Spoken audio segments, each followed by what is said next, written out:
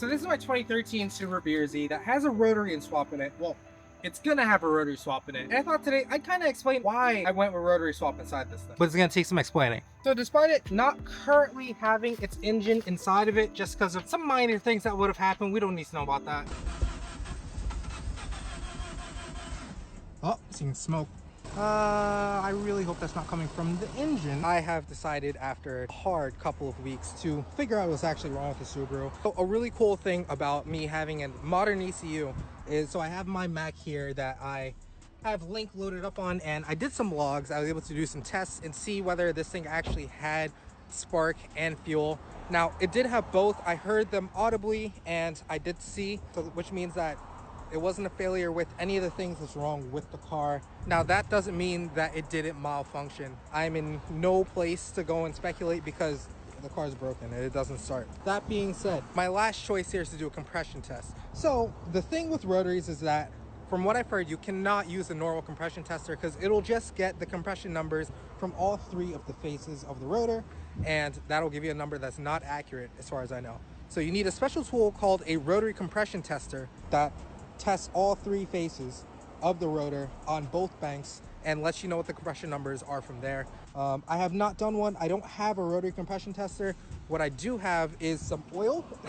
So a lot of you guys know with piston cars, if you compression test your car and you want to see whether your rings are good or whether it's something else, you add some oil down the intake and you see if the numbers come up any higher than before, then you know that it's a sealing issue.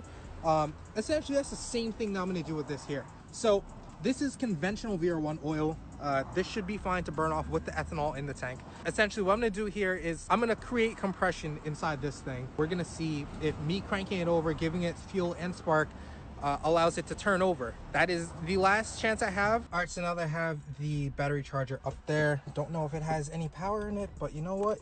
Something's better than nothing. Turn on the power to the car. Let's see what happens, guys.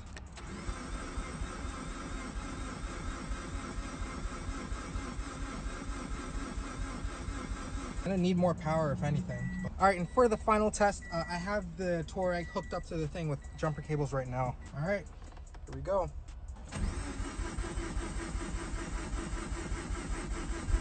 Oh.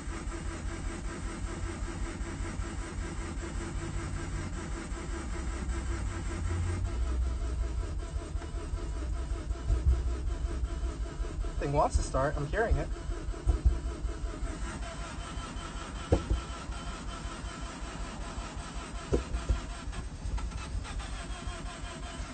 Oh, seeing smoke.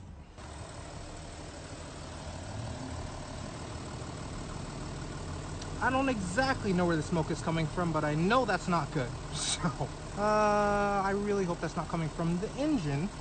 Well, it was trying to start over, so I think we know what the issue is. In short, I blew it up. It's completely stock and original inside, which means I can do regular things like listen to the radio and run navigation, although I've never done that. There's a bee right there. It's christening my car, I hope. I can also do other things like pop the hood to show my homies. I promised there was something in there at one point. Not in there right now. But that doesn't explain my point as to why I rotary swapped this. The ZN6 chassis is extremely moddable, and you can honestly do a lot with it. Just the engine is a little anemic. However, you can solve that pretty quickly because it was built for a flat four. So pretty much anything you can fit within the architecture of 4 cylinders going this way, you can fit inside of there. Which ultimately means that this thing is insanely suited to having a high revving, very small engine like a rotary. So I put it inside here, it made nearly 600 horsepower towards the end of its original life, and now it's getting redone so we can push more power. So how much power can a BRZ, transmission back BRZ take? You're gonna have to follow along to find out.